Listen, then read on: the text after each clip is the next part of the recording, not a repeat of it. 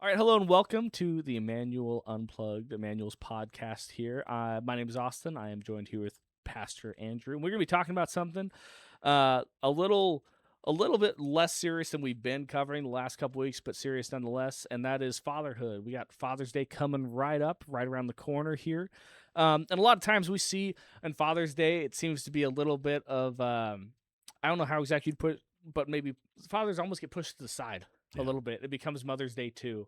And it's like fathers are great, but don't forget about mothers. And we want to, while that's mothers are very important and we definitely want to focus on them when it's their time, we have a day dedicated to fathers and let's dedicate the day to fathers. So today we're going to go through some talks about how fathers look in scripture and talk about how us as fathers, as men, can make sure that we exemplify the positive traits of what Christ wants us to do. And then obviously we do need to talk about maybe some things that men in general need to work on. But make no mistake, we do want to honor fathers and we want to make sure that you're seen, you're heard, and that we understand that you bring a ton of value, even if the world lately tends to diminish how important fathers are. So, I'm curious. I want to know what your thought is, and probably anyone who's viewing has had similar. But just what your experience has been in viewing fathers, like in media and the portrayal yeah. of dads. So and I know we had some brief conversations before this just to kind of warm up the thoughts and such. And one of the most important things I think that you brought up is how men are portrayed in the media, Yeah, specifically husbands. A lot of, if not all, but most sitcoms have the father being some bumbling idiot, and it's yeah, the wife who has to come to save him all the time. And I'm not gonna dare say that the opposite's true because first of all, it's not true. But I feel like I'd get attacked in the streets if I were to say that. But it often is because men generally can take the jokes pretty well. We've been kind of trained up that like if right. somebody says something mean to you, just shrug it off. Just shrug it off. It's just a joke. It's just words. Words don't hurt you. But when I see a father doing something that's obviously stupid or obviously is not the norm of what we see every day, and is not being honored in Right. his decisions. If he fails, it's just slapstick.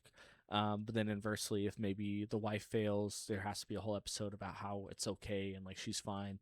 Um, you don't really see that for men. Men don't Right. seem to have the even like the what did we learn about this unless it's supposed to be a joke and they have their hands on their hips and they say, well, what did we learn, Steve? And Right. then Steve has to be like, that I'm stupid and you're always right. And it's like, Yeah.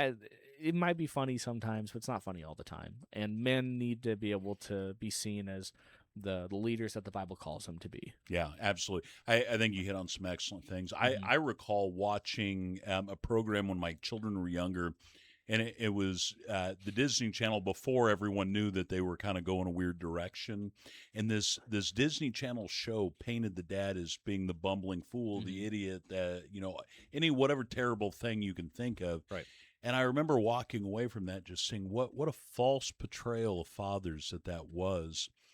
And we want to honor and value not only mothers but fathers, but the family unit together, because moms and dads are needed in raising kids.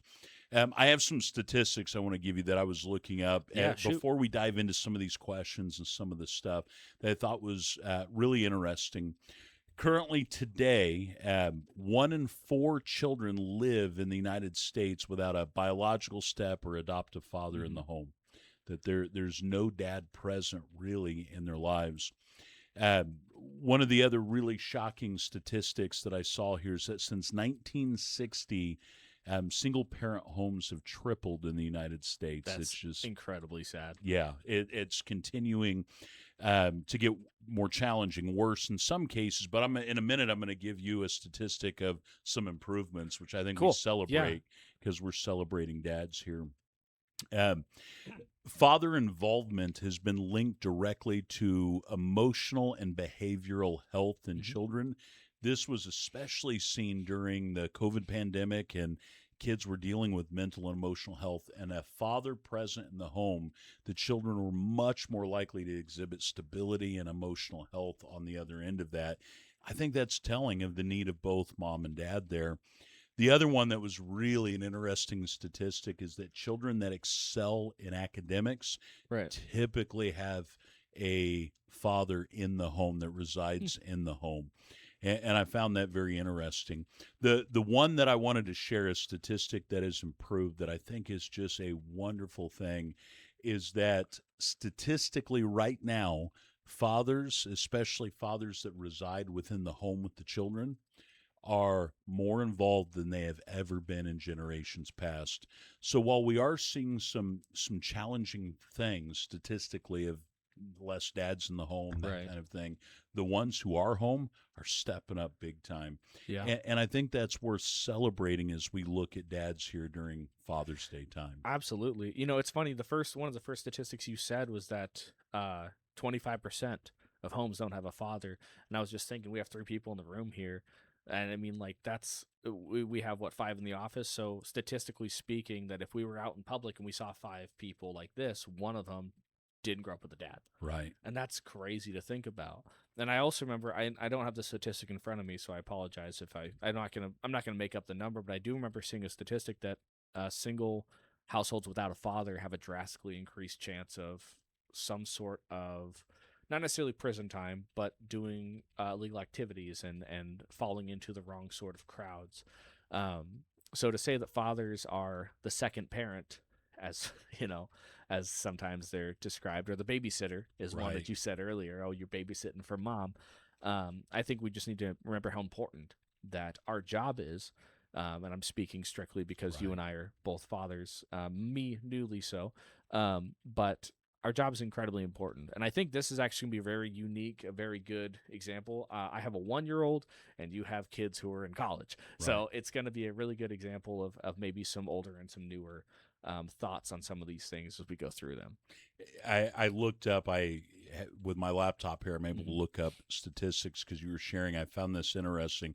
I just looked it up real quick Yeah. from the Department of Justice, other places. The percentage right now of children, like juveniles who are incarcerated that grew up in a single family home, 70% incarcerated are from a single family home. That's nuts. That's, I didn't even think it was that high. I thought it yeah, was maybe 30 or 40, which is still a lot, but 70%. 70%. And of the males that wind up in the juvenile detention centers, those kinds of things, 85% of them without a father. That's nuts. Yeah. If we think about statistically, we have 25% of people who grew up without a father in the, or one with single parent home, which means that 20% of juveniles, um so what would that be? That's about, yeah, 20% of juveniles just about are growing up, and they are being uh if they're growing up in a single family household, those, it's an 80% chance of, holy, sorry, I'm trying to do all the mental math right Yeah. now. Like that's not good numbers. That's single, holy crap. Fathers, you're needed. Yeah. You're needed more than you realize. Yeah. And it's not just to keep him out of prison, because we'll go like, yes, that's a terrible, that's a huge thing, and that's a huge motivator if that's what you need, but it's more than that. I know you have more statistics, and I'm not sure if you want to go into those now or if you want to go into them later, but No, there's just one more though. It's going to blow your okay, mind. okay, I have to share this yeah, one yeah, other, and then we absolutely, can dive into other love it, stuff. okay. But so this is nuts. So it's the likelihood, the percentage of likelihood that children from homes that have a father absent, that they will carry guns illegally and sell drugs, is a increase of 279%, that the likelihood that they'll do those things Holy crap, without having a father present in their life. that's, this is what this is important. This is Yeah. important. You know, I said this wasn't going to be as serious, but this might be the most serious one.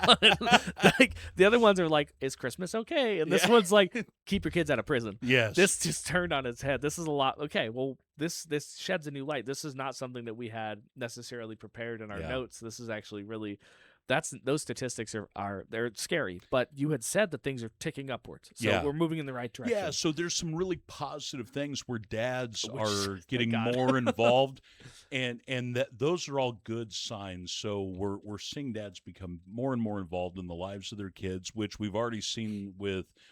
Again, we don't know causation, correlation, all of those Sure. things, but it's all part of this Mhm. like mixture There's a of link. challenges. There's a link for There's sure. a link, and so with dad being at home, does that fix all the problems? No, but it certainly helps with a lot of them. Right. And Isn't it amazing how the Bible already pointed us in this direction about the value of fathers? Yeah, absolutely. And since we're coming upon Father's Day, that's really what we're going to Hmm. dive into is the value of dads. We want dads to feel valued, feel loved, know Hmm. that they're seen, that we don't look at dads the way that sitcoms do, as this Mm-mm. slapstick dumb guy in the house that keeps making mistakes, Yeah. but they're valuable, they're needed, they're important, and in a lot of ways, they're a linchpin in the families that keep them together and keep things moving forward. Yeah. No, I totally agree. And we have a ton of different verses. We have a bunch of different points that are going to be made here. Um, we've gone into some statistics. I do like the fact that some of those statistics did mention whether or not the father was even in the house, Right, which indicates more of a separation, and just how hard even like a divorce or a split family, if they even got to the point of right, marriage. right, Um, so we're gonna shift just a little bit just so we can start on these points. But the first point here talks about fatherhood as like stewardship, and the verse right. that goes along with it we found here is children are a gift from the Lord. They are a reward from Him, and that's Psalms 127:3. Um, and it's this idea that children are to be raised up the correct way, sure, but how does a father's role influence that? The question is kind of how does seeing children as entrusted to us by God change the way fathers, strictly fathers, might parent? Yeah. And Yeah, it's a yeah. great question. So, biblically speaking, there's one of the terms used for like pastoring Hmm. and fatherhood is shepherding. And when you see in the Bible, there's good kings that are referred to as shepherds because they're caretakers; they Right. care for. And then bad kings are tyrants, and God removes Hmm. them, and all of these things. But we have this picture of stewardship that's happening here, that we've been entrusted with a life that we have the privilege and the responsibility for training, loving, developing. I mean, think about the kind of responsibilities for so many of us. If you're raising a daughter, for instance, their first view of what a husband is supposed to be Hmm. is how their father is treating their mother, Hmm. how they are treated by their father. And they're seeing a picture of what husbands and what men are supposed to be, and that can men be gentle yet strong. Right. That is there an ability to be masculine without being condescending and being like some of the internet scum that kind of shows up that Yeah, degrades women now. we had mentioned earlier, like I said, we normally have a pre-talk before these.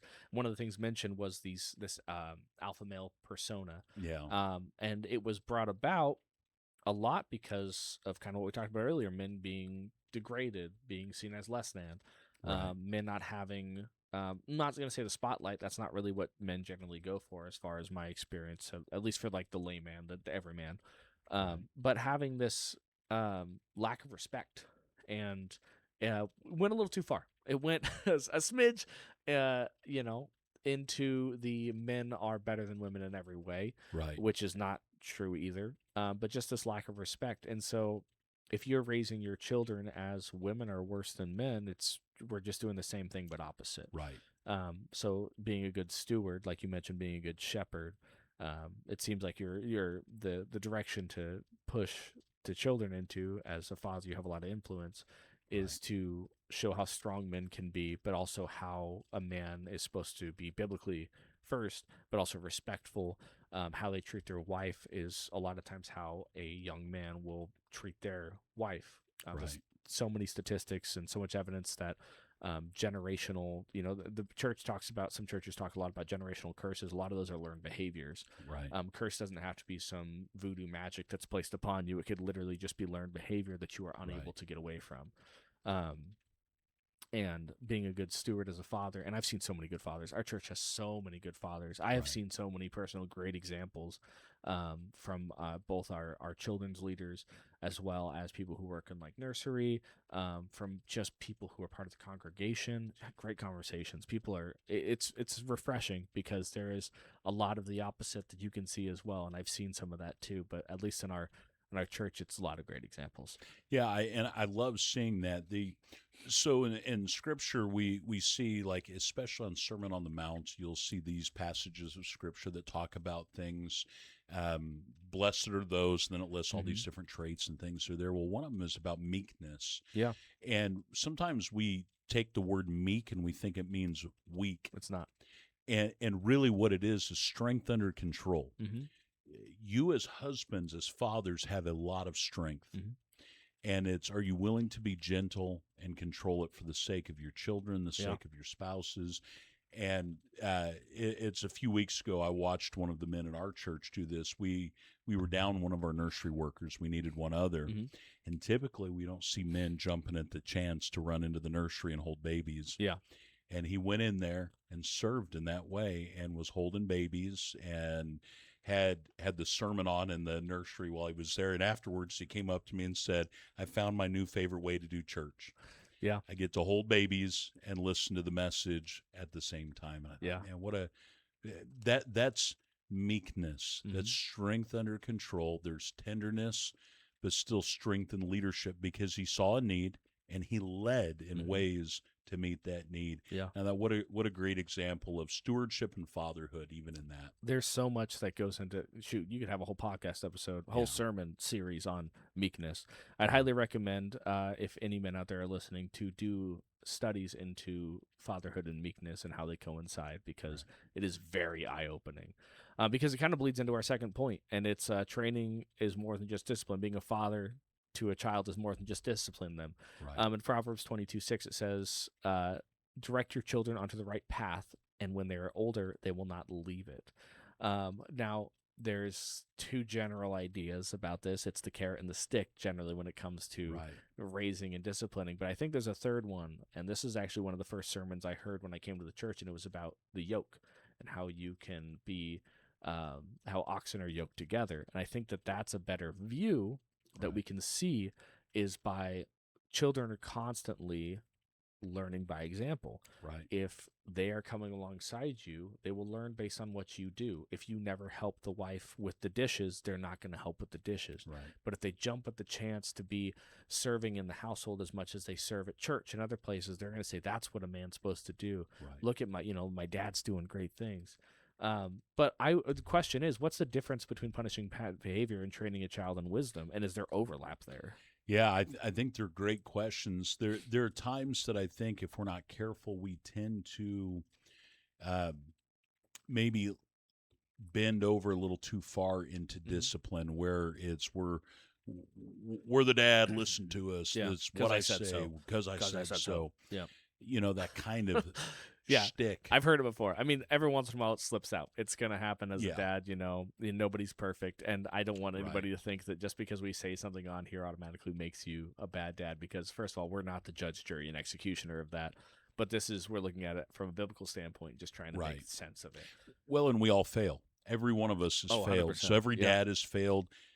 Man, I am so thankful for grace Mhm. along the way. But there's this challenge that we have is, do we want to punish someone or do we want to train them? Yeah. What is our goal? We know this instinctively in the workplace. Mhm. What kind of manager do you want to work for? What kind of boss do you want to work for? Someone that develops you, or someone that punishes you every time you do something bad? You do one wrong thing, they're going to nail you to the wall. You're getting written up Yep. every time, whatever. Yep. And we need to manage our households the same way, where we come alongside our kids, we're developing, we're training. And I would say this as well, that not only do we need to be careful not to discipline too harshly, there is a tendency in this generation, and I've watched this, unfortunately, it's oftentimes been moms The other way. that do this. They go the other way. Yeah. And they want to protect their kids from any kind of responsibility, Mhm. weight, or pain. And I get the draw. We don't want our kids to suffer. I don't want my kids to suffer. No. But here's one of the realities that I've learned in life, is that my greatest growth and development comes through challenging things. Mhm. I heard this analogy given once, and I absolutely loved it. I thought it was great. And they were talking about children, teenagers specifically. And they said, picture your teenager, your young child, student, whatever, that's at home, kind of like a two-wheel drive pickup in the winter. And if you don't live in a snowy place, you won't know this, but if there's ice on the Yeah. road and you got this front-wheel drive pickup going down the road, your back end is swinging all over the place. And the way you fix that is you load it. Yep. You load it down. Give it some pressure. Give it some pressure. Give it some weight. And so the statement is the way we develop and train our kids sometimes is we allow them to feel pressure. We allow them to know what it's like to struggle, and then we guide them through it. We walk beside them. Yeah. There's that point of, we talked about earlier about how it's okay for kids to fail. Right. That's a lot of, how there's always words that I could say that I'm hoping to with my children. I want to let them know that failure is not a bad thing. Right. Discipline's not a bad thing. Discipline, a lot of people co-opt it with consequences. Right. I think that a lot of times people think that discipline and consequences are the same word, and they're not. I believe that when we're looking at children, the consequences of your actions, consequences doesn't just mean, when you get home, you're grounded. A consequence of doing something right could be an ice cream. Right. That's a positive consequence. It's a consequence, but it's positive. When we're looking at these things, the third point is fathers teach by life and by words. And so these consequences and this discipline are how we teach life. Right. And it can go into to how we raise our children up the way that we need them to be biblically. When we're talking about discipline, that also tends to be a very negatively connotated word where it's like discipline, bad. No, it's bad. It's all bad. If I'm being disciplined, it means I did something wrong. But discipline also, if you're using it on yourself, well, I have the discipline not to drink that soda because I don't need another one. Right. We're teaching these things. So the scripture with this one is Deuteronomy 6:6-7. It says, "And you must commit yourselves wholeheartedly to these commands that I'm giving you today. Repeat them again and again to your children. Talk about them when you are at home and when you are on the road and when you are going to bed and when you are getting up." And so the idea here, the question is, what are fathers teaching their children unintentionally through their habits, priorities, and reactions? And we kind of hit on that a little bit already, but what's kind of your take on this one? Yeah, and again, some of these are obviously going to overlap with one another. There's a little bit of overlapping type things that happen in this, but these are some important things. So when you speak to your wife, what are you teaching your children and how you speak to her? Right. When your kids see you interacting, like maybe they see you and accompany you to work, do they see you working hard? Do they see you taking shortcuts and trying to cheat out your boss and taking the easy way out? If you as a father are always taking the easy road out and the easy path forward, what do we think our kids are going to do? They're going to emulate the things that they've seen. And you hit on this thing about failure, and I love this because I'm perfectly fine with failure. What I'm not fine with is not trying. Yep. That when our children are unwilling to try things that are difficult, life is hard. Life is difficult, and learning how to overcome difficulties is probably the greatest skill we can give our kids. How do we persevere? And most people don't get back up when they get knocked down. They're just going to wallow in pain. They're going to stay in that place. You don't even have to be like way better than anyone else. You have to be. I read a little article that was written by a former Navy SEAL, and he talked about the difference between his mindset and someone else in the military that failed some of the assessments getting into the SEALs. Was not that he was stronger, faster, tougher, any of that, but he had 5% more perseverance is what he believed. And he said they gave up just a little bit sooner than he did. And it was that 5% extra that put him in a different grouping. And I'm thinking, boy, if we get our kids trained that way, that they're willing to fight just a little bit harder, they're willing to work a little bit harder, even though they fail, they're going to be way ahead of the peers around them. Yeah. I mean, I know that it's been said to death, but it always reminds me of that Rocky quote. It's not about how hard you get hit. Yeah. Or it's about, not as about as hard as you hit, but how hard you can get hit and keep going. Right. I know it's been said to death, but that quote's popular for a reason. Teaching a child that failure is going to happen is important. It's okay if you lose. There's many times we're in baseball tournaments and we got trophies for 8th place, and I'm like, what am I going to do with this? I was so far from the front, you Yeah. know? Yeah. It's okay to just not get anything. You were there, you tried, we can highlight some of the good things, but it's important to also know what we can improve because there was a big push a while ago, at least when I was going through high school, where it was you're okay the way you are, you're Yeah. fine the way you are. That as we go through life, change is necessary. Right. Right. It's we need to change who we are to fit the criteria. One of the quotes I heard, and it was from some person who was not, I was not expecting to hear this from. He made like children's comics, and what he said is things that you did in your 20s don't fly in your 30s anymore. Right. You can't act that way anymore. You Right. can't say the same things anymore. I hit 30 this last Sunday. I'm an old man now. I woke up and my bones cracked, so that was perfect for me. But it's change. I know I used to be in the gym a bunch. I can't lift the same weight, Right. and I know I won't be there anymore. But that's okay because it doesn't mean I stop going to the gym. It Right. doesn't mean I stop improving. It doesn't mean I stop. Didn't read the Bible for a week. It doesn't mean I can never read the Bible again. Right. Oh, I messed up, and I didn't change. I didn't check Samson, my son's diaper, and it was poopy. And now he's been sitting in poop. Well, I failed. I guess I'll never change a diaper again. That's not when we stop. And I think the most important part, and you hit on it already, is when you do fail, what do you do with that failure, and Right. how do we teach our children? Right. And I'll be honest, that's one of the best traits I see in men nowadays that's been coming back is failing and keep going. Right. It's honestly, this is what I think this is more of a positive because I see this so often. People who are better men than me, and some people who I've thought are not better men than me because we all have egos, and they get up and they try again, and the respect earned goes through the roof. Holy Right. crap. But it teaches their children that failure is just a step to success, Right. and success looks different for everybody too. Um, it's this moving on. Actually, it's funny because it moves on to the next part of discipline and the instruction of the Lord. Ephesians 6:4 says, "Fathers, do not provoke your children to anger by the way you treat them. Rather, bring them up in the discipline and instruction that comes from the Lord." And Right. we kind of hit on this idea of not being a bad example, but we can be a bad example around them and to them as Right. well.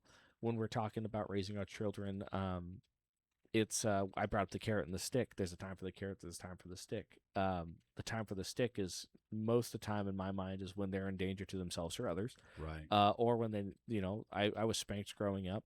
I think I turned out okay. Some people would probably say the opposite, but it is what it is. Thanks, appreciate that. He did this in the back of but no, I mean, there's a time and a place for it. There's also Right. times where I needed comfort, and I got comfort. So the idea there is, and the thought here, the question is, what are some ways fathers can accidentally provoke their children to anger? Maybe it's not intentional. Maybe it's not the belt. Right. You know, um, I think it's an interesting thought or part of discussion. What are some ways that you see that maybe fathers have accidentally caused their children to drift? So what are your thoughts on that? Yeah, it's interesting because we have some examples that we've witnessed even within our own congregation where it says not only the fathers should not provoke your children, but before it said to lead them in the way that they should go. And some of that language, that translation is some scholars translate it to lead them in the way that they're already bent, that they're already going So towards. instead of trying to make what is it? Learn teaching a fish to fly. Yeah, It's exactly. making them excel at swimming, kind of Yes. a way. Yeah, so you have something like if I naturally am going a certain way and my dad says, "Nope, you're going to follow me in the family business, Hmm. only this, and you're not going this direction." That's not how God has wired me. So as fathers, we need to have wisdom to say, "My kid is not me." Maybe they're wired differently, maybe their personality is different, how they act is different. So how do I help them to be the best version of themselves and how God has wired them and made them?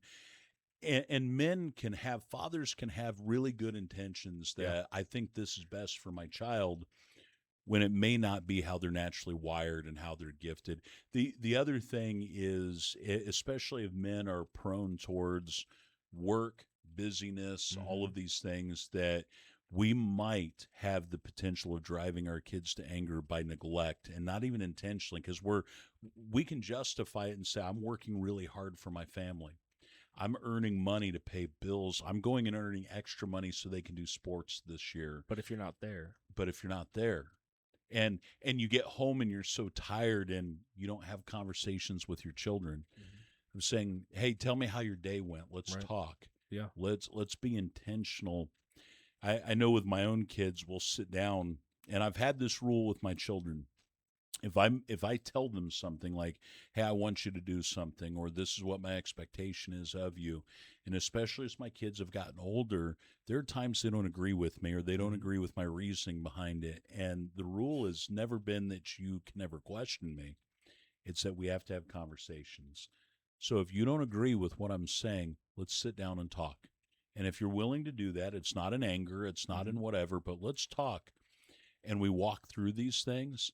Typically, on the other end of it, I'm able to help my children understand my thinking, and then Teaches conversational skills. it teaches a lot. In the household, you're the boss. Yeah. And sometimes, I know it's funny. I somebody was reading a statistic. I believe it was based out of California, but the amount of people who brought their parents to their job interviews was Oh, something like gosh. 50%, which is pretty funny.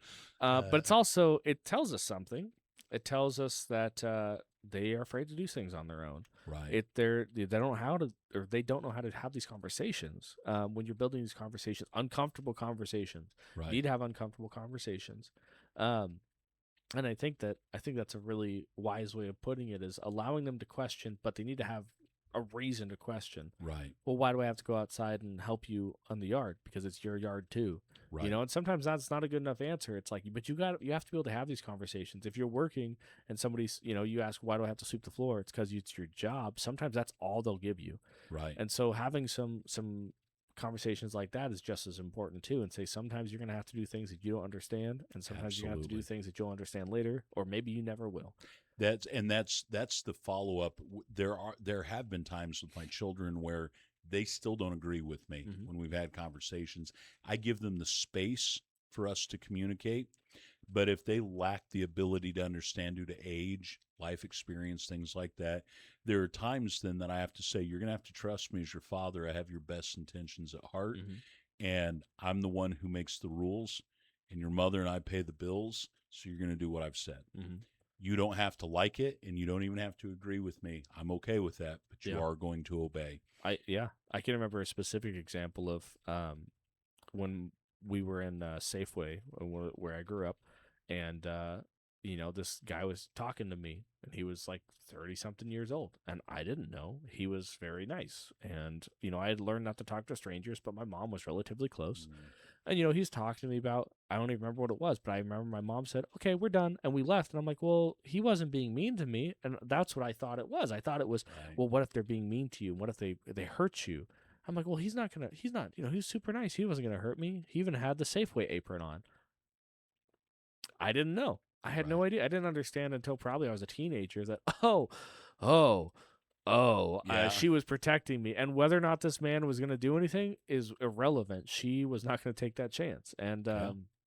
it's important that I didn't understand, because it wasn't my time to understand why it was a danger. You said something perfect for what kids will go Mhm. through at times. They don't understand. There was I remember reading this. It was a story, and I can't remember if it was like it was like the Corey Ten Boom or whatever the story was that I read. It was Okay. something, but it was a father with a child that was walking. They're walking through the streets of New York during a period of time when there was like prostitution, things like that, and women were hanging out the windows like calling up men. Right. And they're walking down the street, and her father is carrying like a large piece of luggage with clothing, something like that. And this little girl's asking her dad, "What are these women doing?" And he doesn't answer for a while, and then eventually sets down the suitcase and tells her to pick it up and carry it. And she picks it up, and she can't carry it. It's too heavy. And she sets it down after complaining about it and tells her dad, I can't carry it. And he explains to her, there's some things in this world that are too heavy for you to carry right now. Yeah. This is one of them. That's a really good And one. I thought, what a great little analogy Yeah. for our children, that there are times you have to say, this is just the way it is because I'm the parent, and you're going to have to trust me, even if you don't understand why. Yeah. But then with the balance of that, of allowing our kids to be who they are, challenging them to be the best version of who they are, and giving space for communication and conversations. Yeah. And the beauty of it is you'll find on the other end really healthy relationships. And I will even tell you, there were times, I have two daughters, and throughout their life, there have been times where they say, hey, Dad, I don't agree with you, and here's why. And they've articulated it well, and I thought about it. I said, you know what? You're right. I'm wrong. And so I'm going to adjust what my assessment was, or what my thought was. And what it created was trust. Yeah, because they know they can go to you, and that sometimes you can be wrong. But, it also lets them know that as long as it creates this, again, conversational skills. Right. There's going to be a time where they're going to be able to articulate that, and people probably won't be as gracious. Right. They'll probably say, yeah, but this is how I want to do it. Right. And they'll be able to know that maybe their way was better or whatever it is. But no, it's allowing that discussion, and I do like that. And it actually goes into the next part here, everyday discipleship, which is kind of the 6th point here, and it goes into these everyday moments that are easiest to overlook but become discipleship opportunities. I'm not even going to ask it as a question because I think you gave a great example. Right. Is right there, is allowing this conversation to happen, and allowing there's a time and a place for it. And it goes into our last point even of encouragement for these imperfect fathers. Sometimes you might think you did the wrong thing. Sometimes you lashed out a little bit. Now, I always, you never want to lash out in anger because that's a bad example. But if you do these things, it is okay. And I would even say it's really powerful to apologize to children. And I know this seems like this whole time when we were telling you that, we want to uplift fathers. Fathers have a big, big job. Right. As we've shown with statistics, this is one of the most important jobs in the household, is being there, being present, and being there for your children. When it comes to apologizing after you've done something wrong and making a direct attempt to change, this is where it's most important. Right.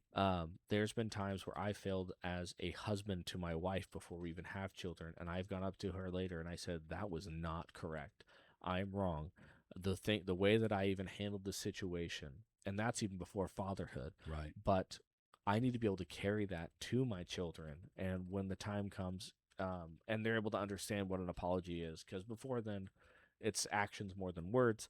But being able to, it's not so much about being emotionally vulnerable. You don't need to go in crying. I'm not asking. A lot of fathers are uncomfortable with that because they do feel the need to show strength, and a lot of times showing strength is through emotional strength and being able to hold yourself together when things are tough. And I will never say that the way that people hold their emotions is incorrect, but psychology tells us that your emotions are never wrong, but how you handle your emotions is the most important part. Right. And as fathers, we tend to push emotions down until we have an aneurysm or a heart attack. So just make sure you get those out every once in a while. But as encouragement, I would say that I've seen a lot of people have a poor relationship with their father, and it comes back around, and they end up having a great relationship later. It's never too late in case that you feel like it's too far gone. You've had too much of a gap. It's never too late to pull back and apologize or to rebuild these relationships. You might have impacted your children more than you thought. You might be impacting them more than you think. In fact, I would say you definitely have. Right. Everybody around you undersells you as a father, generally, except for maybe other fathers. Fathers tend to be able to see the effort put in. Right. That tends to get ignored. But just as an encouragement, just know that the Lord sees you where you're at. He sees the effort you're putting in, and he sees your intentions. So if, like you had mentioned, doing the overtime and taking all the time and being like, I need to make sure I provide, your intentions are clearly to help your family. Sometimes, though, intentions can be maybe misguided or wrong, but I'm not saying that you're wrong for doing things that you think are right. Right. And I think that that's a lot of times what fathers need to hear. Right. This is kind of a closing topic here. So if you have anything else that you kind of wanted to hit on before we end it here. Yeah, I think you've done a great job as an encouragement. Let me just tell you and tell anyone that maybe has made mistakes. I've made them. I've hurt my children. We Yeah. all do. Mm-hmm.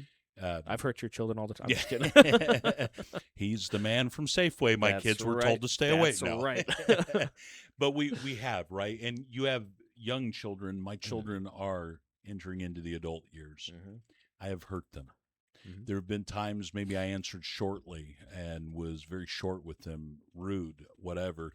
And I remember I have one child that's very sensitive and will cry. The other child just is kind of blunt, like I am. And so, for whatever reason, I took liberty to be a little more blunt with my blunt child as if she didn't have feelings. Mm-hmm. And afterwards, I had to call her back from her room and sit down and just tell her, hey, Dad screwed up. Mm-hmm. I should have never talked to you that way. I want to ask for your forgiveness because I messed up. You know, the amazing thing about kids is they're so forgiving. Mm-hmm. They're so willing. They love, even parents who have screwed up, they love them. Yeah. They love their parents. And I love what you said. You mentioned it's not too late to start. There may be fathers that hear this that even have been part of our church that maybe you've actually been an absentee father. Mm-hmm. It's not too late to start. Mm-mm. Start mending relationship now. Start working towards you can make an impact now. Maybe you've even been abusive in the past. Maybe you've had drinking problems, other issues that have impacted. You can make a choice to be different, to do those things. And I also want to encourage the fathers that are just killing it out there. You're working hard. Mm-hmm. You're doing everything you can to love your family, to love your children. My hat's off to you. I mean, figuratively, but it's to tell you how impressed I am with all that you do. You're loving your families to the best of your ability, and some people haven't had good examples. Yeah. Yeah. So I just want to end my time with just saying how much I appreciate the dads. I thank you guys for investing in the lives of your kids, and it matters. And your kids, whether they tell you this or not, you matter to them. Absolutely. Well, I don't think I can tack on anything else that's better than what you just said. So I just want to thank all the fathers, mothers, kids, whoever is watching. And just remember that if you have any questions, if you're concerned about the way you're going, the Bible has a ton of answers. You just got to start reading it. So thank you again for plugging in to Emmanuel Unplugged. And we hope that you listen next time. Thanks.